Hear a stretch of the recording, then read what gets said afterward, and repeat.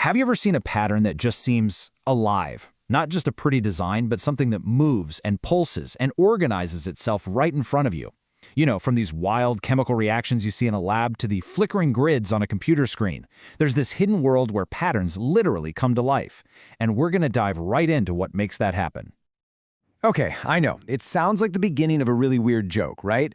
But it's a serious question, and the answer points to this deep, unifying principle that connects nature and technology in a way you might not expect. Honestly, it changes how you see everything, from the rhythm in your own chest to how ideas spread. So, let's explore these incredible, sometimes mysterious signals that organize themselves. We're about to take a journey into a world where a few simple rules can create the most breathtaking complexity. And there you have it. That's the secret. The answer is excitable media. It's kind of like the magic ingredient that lets all these wildly different systems create waves of activity that travel, interact, and behave in ways that look, well, surprisingly alive. So what does it actually mean for something to be excitable? What's the spark that gets these patterns going in the first place? Let's break it down. The best way to think about this is with dominoes. Imagine a long line of them. If you give the first one a tiny little poke that isn't strong enough, well, nothing happens. But the moment you push it just hard enough, past its threshold, you trigger a chain reaction, right? A wave that travels all the way to the end all by itself. That self-sustaining wave, that's the core idea here. And pretty much every excitable medium follows this simple three-step rhythm. First, it's just sitting there at rest, waiting. Then a signal comes along that's strong enough to cross that threshold, and boom, it fires. But right after, and this part is crucial, there's a little recovery phase, the refractory period, where it just can't be triggered again. That short pause is the secret sauce that prevents total chaos and allows for these nice, organized one-way waves. Now, to really get a feel for this, we're going to look at two totally different worlds where these principles create some real magic. The physical, kind of messy world of chemistry, and the clean, abstract world of a computer simulation. So on one hand, you've got the fluid, continuous world of chemicals sloshing around. And on the other, you have this perfect, discrete grid of a computer program. You'd think they would act completely differently, but as you're about to see, the rules underneath create some, well, astonishingly similar results.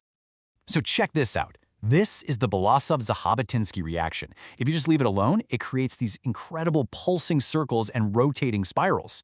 But here's the really cool part. When two of these waves run into each other, they don't pass through one another like light waves would. Nope, they cancel each other out. They just vanish.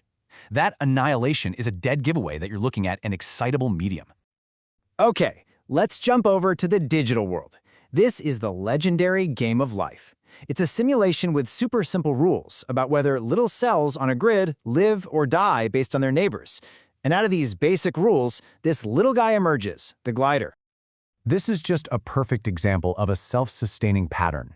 Nobody programmed the glider to move. Its movement is something that just happens because of the rules.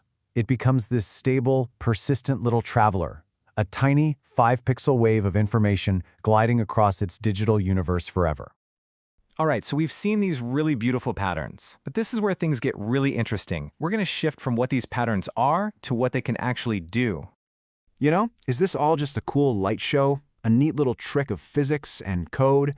Or is there something way more profound going on inside these waves and gliders? Oh, it is way more profound. That glider traveling from point A to point B, that's basically a telegram.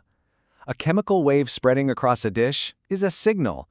These patterns are literally carrying information, using nothing more than their own shape and movement. And it goes even deeper. These patterns aren't just passive messengers. They can become agents. They start to behave like primitive organisms, actually interacting with their environment. Let's level up. This is Lenia. You can think of it as the game of life's modern, high-res cousin. And inside this digital primordial soup, researchers have found a whole ecosystem of autonomous, self-organizing critters. And just look at what these things are doing. These are not just random pixels bouncing around. These are patterns that hold their shape, that can repair themselves if you damage them, that move with a purpose. They even show complex behaviors like hunting other patterns and flocking together. And all of it, comes from a simple set of rules. It's mind-blowing. Now, this might all seem like a really cool but, abstract simulation, but the principles behind excitable media have some seriously powerful applications in the real world, both right now and in the very near future. Just take a look. In biology, understanding these wave patterns is absolutely key to stopping the dangerous spiral waves in the heart that cause fibrillation. In AI, people are building reservoir computers, where they literally use the complex natural dynamics of a physical medium to process information.